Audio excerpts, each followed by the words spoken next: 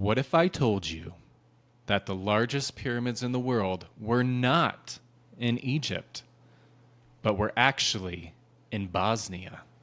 I would say that Bosnian pyramid is actually just a big rock. Well, I would say to you, maybe you don't have all the facts. I'm Matt. I'm a Yale Law grad, a trial attorney, and a novelist. And I'm Brian. I'm a graphic designer, book cover designer, illustrator, and general graphic designer. We team up together to create books about dinosaurs, the ancient world, and mysteries. Seriously, we love this stuff. But we disagree on almost all of it. We are.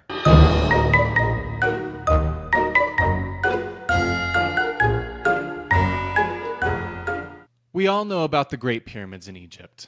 They're admired for their precision in their building and their alignment with stars. Egypt also boasts the tallest pyramid, the oldest pyramid. In fact, Egypt boasts 118 pyramids so far. We also have been taught about the Mayan pyramids in Mexico and throughout the Yucatan Peninsula. There's also pyramids throughout the world in Cambodia, China, Iraq, Indonesia. So there's pyramids all over the world. But some speculate that there are pyramids in other parts of the world. There are other pyramids in North America, in Australia, and some even theorize that there are pyramids in Antarctica. But today, we're going to be focusing on the biggest of those theorized pyramids. And this pyramid is known as the Pyramid of the Sun in Bosnia. How big is this pyramid? So the Great Pyramid of Giza stands at about 482 feet. This pyramid dwarfs that one, standing at 722 feet. This pyramid was discovered by Dr. Sam Osmangic in 2005. And these pyramids are nestled in a beautiful town in Bosnia, which is in the Balkans, nestled kind of between Croatia, Serbia, and Montenegro. Dr. Osmangic, excuse me if I'm pronouncing this wrong, has claimed he's discovered large man-made blocks stacked on top of each other, buried deep under the earth at this site. These rocks, he claims, are made of concrete, man-made. There's also a system of tunnels that he says he's discovered running through the pyramid. Other evidence he points to is the orientation of the pyramids. He says that these are even more precisely aligned with true north than the Great Pyramids. So, Matt, what do you have to say about these great Bosnian pyramids? Well, I get the feeling we could have several different episodes where we argue about all those pyramids from around the world, Oh, and from I Antarctica plan to Australia. Yeah. I plan to. But I will say this one in particular, so the Pyramid of the Sun and the related claimed pyramids in Bosnia, I feel like the evidence is very strong that these are all natural structures. First is that the pyramid claim itself is just facially implausible. Archaeologists already know quite a bit about what human beings were doing around this area around this time. Osmangic is claiming that the pyramid was built somewhere around 12,000 BC. We do have archaeological discoveries from this era in that area. And what we found is that folks at this time were pretty much hunter-gatherers. They didn't build big elaborate monuments. They might have built small villages, but that's about it. This wasn't the sort of society capable of really building any sort of big monument, let alone a pyramid so large that it makes the Great Pyramid of Giza look tiny. That doesn't mean it's impossible. It could be that all the archaeological evidence we have is wrong and that this will turn everything on its head. That happens sometimes, but usually that's not what happens. It's possible, but because of all the stuff we already know, we're going to need a lot of very strong evidence, and I feel like it's not here in this case. On the counterpoint to that, as you all know, as I say in pretty much every episode, I am a young Earth creationist. So, my timeline would obviously be a little different from what you would be presenting. Because of that, I would make the argument that the people pre-flood could have had the ability to make a lot of these technological advances, being that they lived longer, probably were more healthy than we are now, learned a lot of interesting stuff, and were able to then build great civilizations that were then wiped out by the flood. Possible explanation there. And I think there's some evidence on my side of the table that would support those conclusions. My rebuttal to your rebuttal would be, even if we assume that's the case, I feel like a civilization that's capable of building such a giant pyramid would leave other stuff that we could have found already. Like All other right. pyramids all over the world. Oh. Ooh. Point number 2. There's no real affirmative evidence that this has to be man made. In fact, the evidence that we do have strongly suggests that it's natural. So you pointed out that the sides of the north and eastern side of this supposed pyramid do look remarkably like a pyramid, and I totally agree. If you look at the photos that show the north and east side, it looks a heck of a lot like a pyramid. You also noted that these are oriented remarkably close to north and east, and that's also true. But that's only true for half of it. If you look at the other half, so the west and south side, it looks just like a regular old mountain. So that's one part of it. The second is there's a geological explanation for why the north and east side look the way they do. These are rock formations known as flatirons. These are well established, and they result in rock formations where there's a very dramatic, sloping, smooth side. We are recording from in Colorado Springs, so just up the road in Boulder, Colorado, there's really spectacular examples of these, the Flatiron Mountains. These are found all over the world, and if you just have a flatiron formation that happens to be at that angle, it's going to end up looking like a pyramid just sort of by accident. And to the point about the orientation, about it, one side being oriented north and one side being oriented east. Yes, the orientation is there to an interesting degree, but widen the scope a little bit. How many similar rock formations are found around the world? Quite a few. Out of all of those, what are the odds that just by natural happenstance, some of them would have an interesting orientation like that? Pretty good, actually. I think that's what we're getting here. If you sample 100 things, then one of those, by definition, is going to be a 1 in 100 coincidence.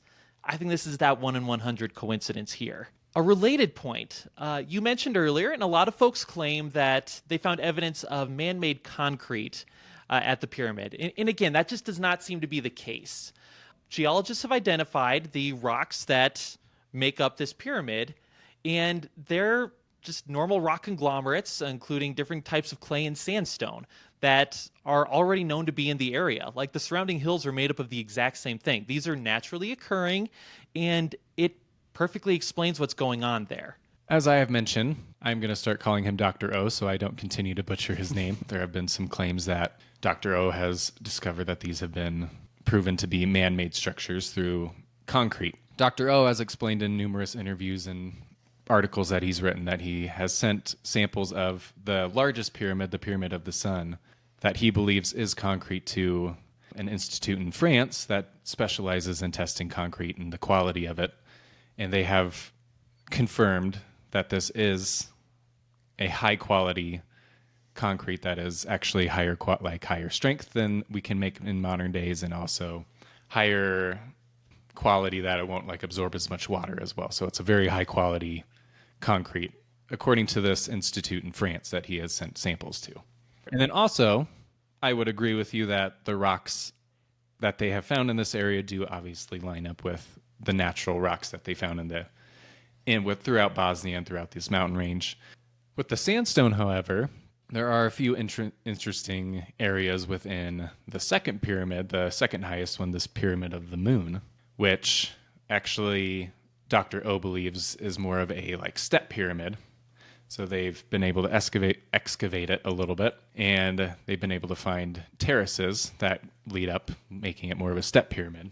On those terraces, there are sandstone, just as you have said, but there's actually a few levels of sandstone which have been carved out, which look more like a tile formation where they're very 90-degree angles all the way down, making an entire path of sandstone, which he argues was actually used as drainage for the pyramids.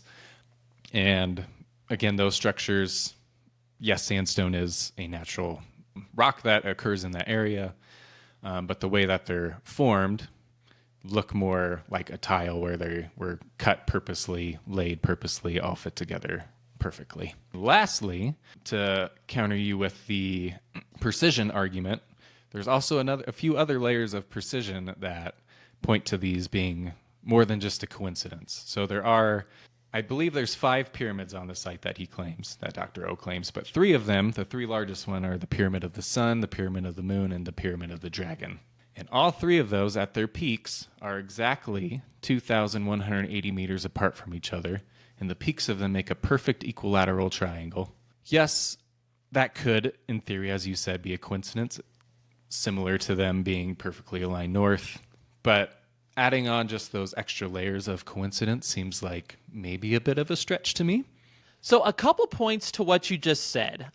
First of all, even assuming that some artifacts are found on these dig sites that do appear to be man-made, and again, I believe almost everything can be explained as naturally occurring geologic formations.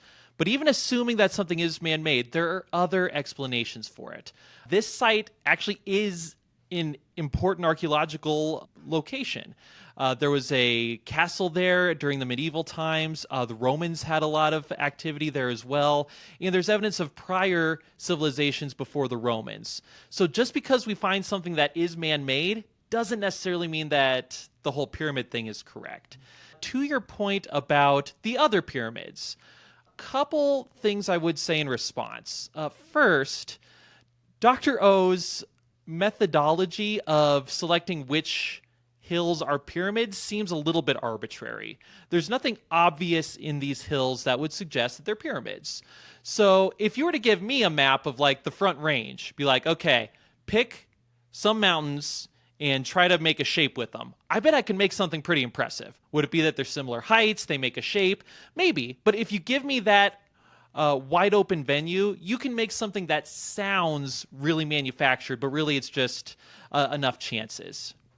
So one other thing, I know you had mentioned that the north-facing and the east-facing side of the Pyramid of the Sun do look like a pyramid, but once you go around the other side, it looks more like a mountain. Coming from the point of view of a global flood, if this was a pre-flood pyramid, it would make sense that some sediment could have like washed up on top of it, making more of a natural formation on top of it. That's speculation from me, not from anything else, but just something to counter that point. Okay, so you would suspect that if they dig far enough, they'll find the rest of it? In theory, yes. Okay.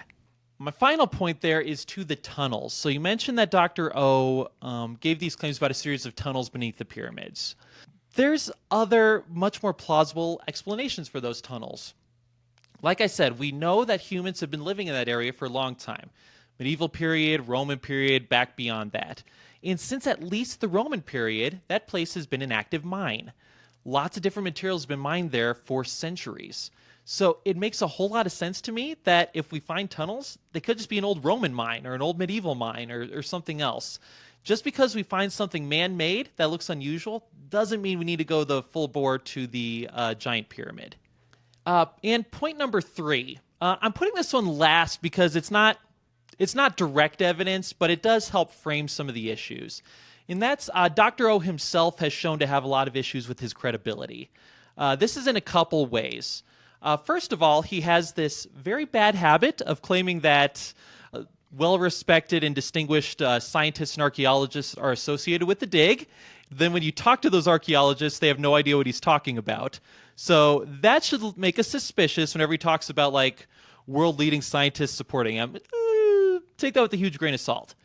And second, Dr. O subscribes to a whole heck of a lot of very fringe theories. To take one example, he believes that the Mayans are the descendants of either Atlantis or a constellation in the Pleiades.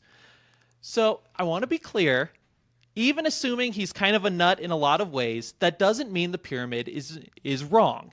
People who are nuts about one thing can still make important discoveries in another area, right? So that's why I'm putting this last. But to me, these issues with his credibility do help frame the debate. And whenever he makes a claim to have found something important, just be like, we need to consider the source and ask for maybe a little bit more proof from other sources. Tunnels. Some interesting things about those. Dr. O has made some pretty interesting claims about the tunnels and some of their properties. One of his viewpoints is that pyramids were not used as tombs. They were actually used as centers of like energy, right?